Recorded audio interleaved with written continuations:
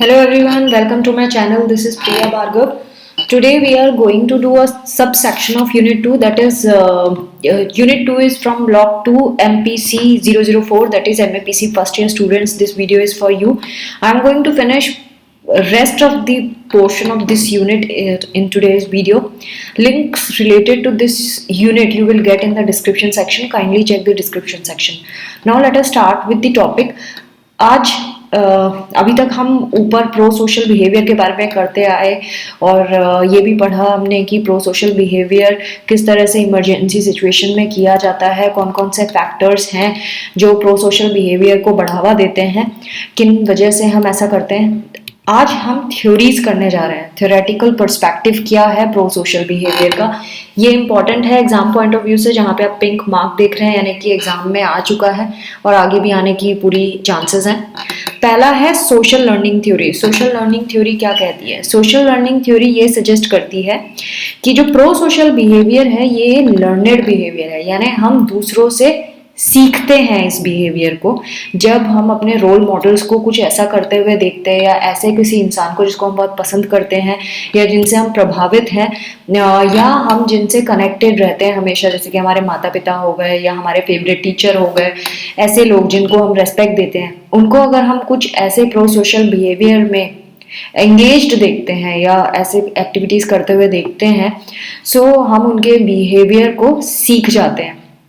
ये main idea होता है इस थ्योरी में, ऐसा कहा गया है सोशल लर्निंग थ्योरी। और जब हमें इस चीज का रिवार्ड मिलता है तो हमारी ये एक्टिविटी प्रो सोशल बिहेवियर और एनहांस हो जाता है और बढ़ जाता है। और अगर हमें पनिशमेंट मिलती है किसी एक्टिविटी के लिए तो वो हमारा बिहेवियर, हर्टफुल बिहेवियर या अनहेल्पफुल बिहेवियर जो है वो रिड्यूस होने लगता है, क्योंकि उस हर्टफुल या फिर अनहेल्पफुल बिहेवियर्स की वजह से हमें पनिशमेंट मिलता है। तो ये एक लर्निंग बिहेवियर है। लर्निंग हम किसी भी तरीके से कर सकते हैं, अपने आइडियल्स को देख के भी करते हैं और हम कौन सी चीज़ें छोड़ देते हैं जो अनहेल्पफुल हैं या हर्टफुल हैं। ग्रुप में भी हम देखते हैं इसी चीज़ को, अगर हम किसी ग्रुप से कनेक्टेड है। जहाँ पे हमें ये पता है कि अगर हम प्रो सोशल बिहेवियर शो करेंगे यानी समाज सेवा या किसी की हेल्प करते हुए दिखाई देंगे तो हमें ग्रुप में रिकॉग्निशन मिलेगी, सिर्फ अपनों से नहीं, बाकी लोगों से, बाहर के लोगों से भी। तो समाज से उस रिवार्ड की भावना को लेकर हम और ज़्यादा प्रो सोशल बिहेवियर करने लगते हैं। एक ऑब्जर्वेशनल मॉडलिंग प्रोसेस जिसे कहते हैं। ऑब्जर्वेशनल मॉडलिंग मतलब जब हम किसी को करते हुए देखते हैं, ऑब्जर्व करते हैं, तो हम उसको करने लगते हैं वैसा ही। और ये भी देखते हैं कि अगर किसी ने अच्छा काम किया है और उसको रिवार्ड मिला है तो हम उस लालच में हम भी करने लगते हैं कि हाँ, अगर उसने अच्छा काम किया और उसको मिला रिवार्ड तो हम भी ऐसा काम करेंगे और हमें भी रिवार्ड मिलेगा। तो ये इसको टाइम के साथ हम ये सीखना शुरू कर जाते हैं, ऐसा स्टडीज कहती है। नेक्स्ट है मोटिवेशन पर्सपेक्टिव। मोटिवेशन पर्सपेक्टिव ये कहता है कि एल्ट्रुइस्टिक प्रो सोशल बिहेवियर और ईगोइस्टिक प्रो सोशल बिहेवियर, ये दो तरह के बिहेवियर्स के बारे में इन्होंने बात की है। Altruistic pro social behaviour and egoistic pro social behaviour, ये दोनों में फर्क है। एल्ट्रुइस्टिक प्रो सोशल बिहेवियर जो है ये इस डिजायर से किया होता है कि दूसरे पर्सन की हेल्प करना है। मतलब इसमें मेन आइडिया यही होता है एल्ट्रुइस्टिक प्रो सोशल बिहेवियर में कि हमें सामने वाले का किसी तरह भला करना है, उसमें हमारे खुद के पर्सनल कुछ प्रॉफिट्स नहीं होते। ईगोइस्टिक प्रो सोशल बिहेवियर की अगर बात करें तो ये बेसिकली इस डिजायर से किया जाता है कि खुद का भी फायदा इसमें शामिल होता है, कि हमें पुण्य मिल जाएगा या हमें कोई शाबाशी दे देगा। तो इन दोनों में ये फर्क है, आपको ये पता होना चाहिए। एल्ट्रुइस्टिक में हम अपने प्रॉफिट की बात नहीं सोचते, हम सिर्फ दूसरे का भला सोचते हैं। ईगोइस्टिक प्रो सोशल बिहेवियर में हम अपने खुद का भला भी सोचते हैं दूसरे की हेल्प करते हुए। और भी स्टडीज आई इसी के अंदर जिसमें ये बताया गया है कि जो प्रो सोशल बिहेवियर की इंटेंशन होती है वो दूसरे को पॉजिटिव फायदा पहुंचाने का तो होता है, बट ये भी हो सकता है कि जब बच्चे प्रो सोशल बिहेवियर करते हैं तो उसके पीछे कुछ और मकसद भी हो सकते हैं, उसके पीछे कुछ और रीजन भी हो सकते हैं। मे बी वो इम्प्रेस करना चाहते हैं अपने पेरेंट्स को या अपने कोई आसपास के लोग जो उन्हें देख रहे हैं उनको इम्प्रेस करने का भी एक रीजन हो सकता है, या उनको कुछ ऐसी चीज चाहिए जो उनके ऐसे एक्ट करने से जल्दी आसानी से मिल जाएगी, ये भी हो सकता है। तो जो एडोलेसेंट्स हैं जो पॉजिटिव एडल्ट रिएक्शंस एक्सपेक्ट करते हैं, ये भी देखा गया है जब वो प्रो सोशल बिहेवियर करते हैं तो। सो बिहेवियर ज्यादा उनमें और ये वो एक्टिविटी ज्यादा करते हैं एडोलेसेंट्स जिससे उन्हें शाबाशी मिलेगी और उनको सपोर्ट मिलेगा, और वो बिहेवियर कम करते हैं जो एग्रेसिव बिहेवियर में काउंट होता है या लेस डिजायर्ड होता है। Next theory is social identity theory. Social identity theory और सेल्फ कैटेगराइजेशन थ्योरी भी कहते हैं, ये दोनों को एक साथ इन्होंने बताया, social identity theory and self categorization theory. Social identity theory इस बेसिस पे बताई गई है कि लोग जो हैं अपने आप को एक पर्टिकुलर ग्रुप से आइडेंटिफाई करते हैं, इसीलिए आइडेंटिफाई करते हैं क्योंकि अगर वो अपने आप को उस ग्रुप का पार्ट मानते हैं या बताते हैं तो उनके सेल्फ एस्टीम बढ़ता है, उनका सेल्फ एस्टीम एनहांस होता है। सो जब इस तरह से वो आइडेंटिफाई करते हैं तो अपने को वो दूसरे ग्रुप से कंपेयर करने लगते हैं। मतलब अगर सपोज एक बंदा बोल रहा है कि मैं इस पार्टी से बिलोंग करता हूँ और वही पार्टी पावर में है, सो वो अपने आप को हाई एस्टीम में लेगा कि भाई हमारी पार्टी तो जीती वाली पार्टी है करके, और जो दूसरी पार्टी के लोग हैं उनसे फिर डायरेक्ट कंपटीशन और कंपैरिजन की बात आना शुरू हो जाती है। एक और चीज इसमें ये देखी गई है कि ये फिर जो बंदा अपने आप को एक पर्टिकुलर पार्टी या ग्रुप का मानता है वो अपने ग्रुप के लोगों को फेवर करेगा और जो दूसरे ग्रुप के लोग हैं उनसे सेपरेशन बनाएगा और उनसे हमेशा कंपैरिजन में रहेगा या कंपटीशन में भी रहेगा। सेल्फ कैटेगराइजेशन थ्योरी क्या कहती है इसमें, जब हम किसी अपने आप को किसी कैटेगरी में डालते हैं या फिर किसी दूसरे ग्रुप से सिमिलर बताते हैं, सो ऑटोमेटिकली बाकी के ग्रुप से हम अलग हो जाते हैं और हम उस पर्टिकुलर ग्रुप जिससे हम अपने आप को बिलोंग करना चाहते हैं या उस कैटेगरी में अपने आप को डालना चाहते हैं तो उसकी जितनी भी क्वालिटीज होती हैं या फीचर्स होते हैं उनको भी हम ऑटोमेटिकली रिप्रेजेंट करने लगते हैं जो हमारी शान को बढ़ावा दे देता है। सो वो सारे एट्रीब्यूट्स हम उस ग्रुप के शो करना शुरू कर देते हैं और अपने फीचर्स भी बताना शुरू कर देते हैं उस चीज को। सो वो सारे बिहेवियर हम शो करेंगे, यही इन्होंने बताया है। आप और भी डिटेल में पढ़ना चाहे तो पढ़ सकते हैं, मैंने अंडरलाइन तो किया हुआ है, लेकिन एक ही चीज़ को इन्होंने तरह तरह से बताया है तो आई डोंट थिंक कि मुझे एक बार बार हर एक चीज़ को समझाने की ज़रूरत पड़ेगी। आपको एक बेसिक कंसेप्ट आइडिया हो जाना चाहिए कि इसमें क्या बोला गया है। सो ग्रुप आइडेंटिफिकेशन जो है एक इम्पॉर्टेंट पार्ट होता है अपने आप को उस ग्रुप में अपने सेल्फ एस्टीम को बढ़ा के रखने के लिए। बायोलॉजिकल पर्सपेक्टिव भी आए इस थ्योरी के ऊपर। बायोलॉजिकल पर्सपेक्टिव क्या कहते हैं, इसमें ये कहते हैं कि जीन्स भी बहुत इंपॉर्टेंट रोल प्ले करता है प्रो सोशल बिहेवियर में। जब स्टडी की गई मोनोजाइगोटिक एंड डाइजाइगोटिक ट्विंस में तो ये पता चला कि मोनोजाइगोटिक वो ट्विंस होते हैं जिनमें 100% जीन्स कॉमन होते हैं और डाइजाइगोटिक वो होते हैं जिसमें 50% जीन कॉमन होते हैं। तो इन दोनों में जब सिमिलैरिटीज और डिफरेंसेस देखे गए तो ये पता लगा कि जीन्स का भी इन्फ्लुएंस होता है और बाय एडल्टहुड अप्रोक्सीमेटली 50% जो है वो वेरिएंस हमें देखने के लिए मिलता है इनमें एल्ट्रुइज्म, एम्पैथी और सोशल रिस्पॉन्सिबिलिटी में। यानी 50% जीन्स ऐसे हैं जो रिस्पॉन्सिबल है इन एक्टिविटीज के लिए और 50% नॉन जेनेटिक फैक्टर्स होते हैं इसमें।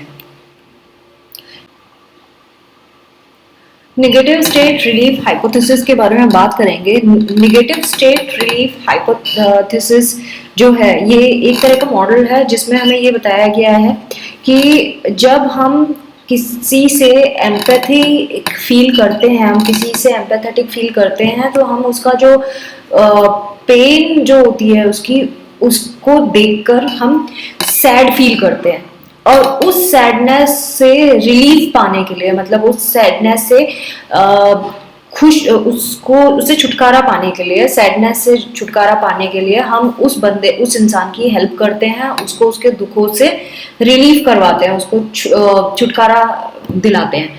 सो ये हाइपोथेसिस ये कहती है कि हम किसी इंसान के अगर दुख को महसूस करने लगते हैं तो हम उसको उस दुख से छुटकारा दिलाना चाहते हैं। और क्यों दिलाना चाहते हैं, क्योंकि हमें उससे दुख महसूस होता है और उससे हमें तो खुद रिलीफ मिलता ही है, साथ में उसको भी अपने दुख से छुटकारा मिलता है। तो जो मोटिवेशन है प्रो सोशल बिहेवियर का, ये इसी चीज पे बेस्ड है कि हम इंक्रीज, इसमें दोनों चीजें इंक्रीज हो जाती हैं, हेल्पर और हेल्पी दोनों का वेलफेयर इंक्रीज हो जाता है। 3 prominent feature negative state relief model में हमें देखने के लिए मिलते हैं। पहला, जो हेल्पर है वो एम्पैथेटिक कंसर्न फील करता है। दूसरा, ये जो कंसर्न है ये फीलिंग ऑफ सैडनेस के साथ आता है। तीसरा, जो हेल्पर्स हैं वो कोशिश करते हैं कि दूसरे को हेल्प करें सो दैट उसको रिलीफ फील हो। सियाल्डिनी ने 1987 में एक्सपेरिमेंट किया था और पार्टिसिपेंट्स जो हैं, जो इलेक्ट्रिक शॉक जिनको मिल रहा था उनके बारे में इन्होंने बात की थी। अगर आपको याद है प्रीवियस वीडियो में मैंने सियाल्डिनी के बारे में बताया था कि उन्होंने जब एक्सपेरिमेंट किया था प्रिजनर्स के साथ और एक रूम में जो गलत आंसर देता था उसको इलेक्ट्रिक शॉक दिया जा रहा था, उसके बारे में बात कर रहे हैं हम। सो इलेक्ट्रिक शॉक जो रिसीव कर रहे थे उनके बारे में ये बता रहे हैं कि हाई एम्पैथी पार्टिसिपेंट्स जो थे वो कम इंक्लाइंड थे हेल्प करने के लिए जब रिसर्चर ने उनको प्रेज किया। यानी रिसर्चर अगर उनको खुश महसूस कराता है तो वो कम हेल्प करेगा, लेकिन अगर वो दुखी है और उसको हेल्प करने के लिए बोलेंगे तो वो ज्यादा हेल्प करेगा। मतलब दुखी इंसान अपने मूड को रिवाइव करने के लिए ज्यादा हेल्प करता है और जो ऑलरेडी खुश है तो वो दूसरे की कम हेल्प करेगा। ये जो प्रेज है उसने उनके मूड को लिफ्ट करा दिया था, इसीलिए वो जो पर्सन थे वो शॉक रिसीवर्स के साथ ज्यादा एम्पैथेटिक नहीं थे। जब आप गिल्टी फील करते हैं, इनकी थ्योरी ये कहती है कि जब आप ज्यादा गिल्टी फील करते हैं तो बहुत ज्यादा चांसेस है कि आप दूसरों की हेल्प करेंगे। इसने इन्होंने एक और चीज एग्जांपल भी बताया, एक स्टडी की थी हैरिस एटेल 1975 में। उनको ये पता चला जो चर्च गोअर्स थे, जो चर्च जाते थे लोग, वो अपने कन्फेशन के बाद ज्यादा चांसेस थी कि वो पैसे डोनेट करेंगे। कन्फेशन मतलब जब चर्च में जाते हैं तो लोग अपने जो सिन है वो अपने जो फादर होते हैं चर्च के उनके सामने कन्फेस करते हैं। और जो कन्फेशंस करते हैं मतलब उनको गिल्टी फील हो रहा होता है तभी तो वो कन्फेशन करते हैं। तो ऐसे लोग जो गिल्टी फील करते हैं वो ज्यादा हेल्प करते हैं। नाउ एम्पैथी अल्ट्रुइज्म हाइपोथेसिस क्या कहती है? अगेन इसमें पिंक मार्क है, ये बहुत इंपॉर्टेंट है एग्जाम पॉइंट ऑफ व्यू से। बैटसन ने 1987 एंड 1991 में ये इंट्रोड्यूस कराया था। वो ये कहते हैं जो एम्पैथी की फीलिंग है, जो एम्पैथिक इमोशन होते हैं, उसकी जब फीलिंग होती है किसी के अंदर तो वो अल्ट्रुइज्म को जन्म दे देती है। इसीलिए इसको एम्पैथी अल्ट्रुइज्म हाइपोथेसिस कहते हैं। जिसमें एम्पैथेटिक इमोशन ज्यादा होगा उसमें अल्ट्रुइस्टिक मोटिवेशन भी ज्यादा होगा, ऐसे ये हाइपोथेसिस कहती है। ये हाइपोथेसिस के अकॉर्डिंगली जो एम्पैथिक कंसर्न होता है किसी का, मतलब जब आप दूसरे के दुख को वैसा ही महसूस करते हैं जैसा वो इंसान खुद करता है, उसको हम एम्पैथी कहते हैं। जब आप दूसरे के दुख को वैसा महसूस करते हैं जैसा वो इंसान खुद कर रहा होता है, वो आपको मोटिवेट करता है कि आप उसके वेलफेयर के लिए कुछ करें, मतलब आप उसकी हेल्प करने के लिए ज्यादा आपके अंदर मोटिवेशन आ जाता है। आप उस सिचुएशन को अवॉइड नहीं करते बल्कि आप उसको हेल्प करने लगते हैं। एक स्टडी की गई थी टोई एंड बैटसन ने 1982 में, जहाँ पे स्टूडेंट्स ने एक टेप सुना जिसमें एक ऐसे स्टूडेंट के इंटरव्यू के बारे में बात की गई थी जिसके दोनों टांगें टूट गई थी और ये बात की जा रही थी कि कैसे वो क्लासेस अटेंड करेगा। दो फैक्टर्स थे जो मैनिपुलेट किए गए थे, empathetic and non empathetic set, और जो मैनिपुलेट किए गए थे स्टूडेंट्स के इंस्ट्रक्शन, जो स्टूडेंट्स को इंस्ट्रक्शन दिया जाएगा उसके बेसिस पे। दूसरा कॉस्ट ऑफ हेल्पिंग, जो मैनिपुलेट किया गया था कि जो इंजर्ड स्टूडेंट है वो रोज स्कूल आएगा तो उसके रिटर्न में उसको कैसी हेल्प मिलेगी। तो ये डिपेंडेंट वेरिएबल्स के ऊपर जब स्टडी की गई तो इंजर्ड स्टूडेंट जो था उसके क्या हुआ उसके साथ, वो किस तरह से लोगों ने उसके साथ ट्रीट किया। तो स्टडी ये कहती है, जो भी रिसर्च बाहर आई इसमें, उसमें ये पता लगा कि जिनमें हाई एम्पैथी कंडीशन थी, उन्होंने कॉस्ट को बिना ध्यान रखे हेल्प करी उस स्टूडेंट की जिसके लेग्स टूटे हुए थे एक्सीडेंट में। जिनमें लो एम्पैथी कंडीशन थी, उन्होंने तभी हेल्प करी जब उनको नहीं हेल्प करने पे ज्यादा महंगा पड़ रहा था। सो एक बार मैं फिर से रिपीट कर दूं, इस स्टडी में ये पता चला जो लोग एम्पैथेटिक थे उन्होंने तभी भी हेल्प किया जब चाहे कॉस्ट कैसी भी हो, ज्यादा हो या कम हो, लेकिन जो एम्पैथेटिकली मोटिवेटेड थे उन्होंने ज्यादा हेल्प करी। जो लोग एम्पैथेटिकली मोटिवेटेड नहीं थे उन्होंने ओनली उसी कंडीशन में हेल्प करी जब उन्हें ये पता था कि अगर वो हेल्प नहीं करेंगे तो उनका ज्यादा नुकसान होगा, यानी कॉस्ट ज्यादा पड़ेगी। तो हेल्प करने से उनको ज्यादा सस्ता पड़ रहा था, इसीलिए उन्होंने हेल्प करी जिनमें लो एम्पैथी थी। Now coming to empathic joy hypothesis, ये क्या कहती है? स्मिथ, नीटिंग एंड स्टॉटलैंड्स ने 1989 में ये दी थी। एम्पैथिक कंसर्न जो होता है ये बेस्ड होता है कि जो हेल्पर है उसकी सेंसिटिविटी कितनी है विक्टिम के इमोशनल स्टेट पे, और उसमें कितनी विकैरियस हैप्पीनेस है, मतलब उस पर्टिकुलर मोमेंट का जो फीलिंग है, वो उसकी जो पर्टिकुलर स्टेट है वो कैसी है, और जब वो रिसिपिएंट की नीड को पूरा कर देगा तब क्या कितना रिलीफ मिलेगा, इस पे बेस्ड है ये। सो एम्पैथेटिक विटनेस जो है किसी के लिए भी, आप जब किसी को देखते हो किसी इमोशनल स्टेट में, सबसे पहले आपको क्या आता है? आप पहले सामने वाले को जब देखते हैं किसी स्टेट में तो आप पहले एम्पैथेटिक कंसर्न होता है आपका, है ना, जिसको भी हेल्प करना है, या सपोज आप ही किसी की हेल्प कर रहे हैं तो आपके अंदर सबसे पहले एम्पैथिक कंसर्न आता है। वो जो कंसर्न है वो अगेन दूसरे की नीड्स क्या है उसके लिए सेंसिटिविटी पैदा करता है ना। आपको फिर ये महसूस होता है कि उसकी क्या जरूरतें हैं, आप उसके लिए सेंसिटिव होते हैं। फिर आप इस बात के लिए अवेयर होते हैं कि आप उसके डिस्ट्रेस को कैसे दूर कर सकते, कैसे रिलीफ करा सकते हैं, और सब्सिक्वेंटली उसके बाद आप क्या करते हैं?